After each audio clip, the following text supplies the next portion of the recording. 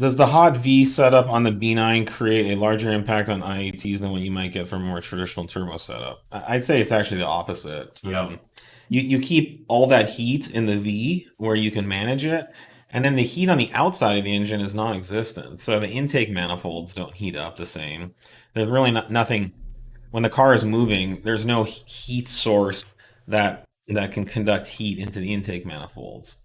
Yeah, yeah, other than some radiator wash, but I mean that's gonna be there no matter. That's so low, Yeah, and that's I that mean flow is pretty well yeah, controlled. all that heat is just coming up away from Yeah. the manifolds compared to an intake manifold in the V. The Javi setup's the way to go. I don't think there's any evidence that we would sit here and say we have data to show that one's better than the other, but the heat stays where it's supposed to be. The turbo heat, which is inside the V, and it can be insulated and managed there.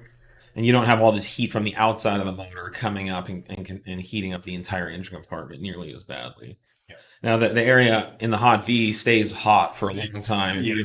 You shut that car It off, is a thermal mass that'll stay keep your house warm yeah, for a day or two. you can open the hood 3 hours later and you can still barely touch the engine Yeah, cover. But the good thing is that's where the heat's contained. The air box is staying cool. You can easily keep heat out of the turbo inlet area, once you take all that stuff, the cover off, you can see how well insulated it is in there. And then the downpipes go straight out the back, down by the transmission. You don't have these two big heat sources on the outside of the motor. I really like it. It's a yeah, nice setup. and just yeah, the packaging is so nice for turbo upgrades, maintenance. It's pretty true.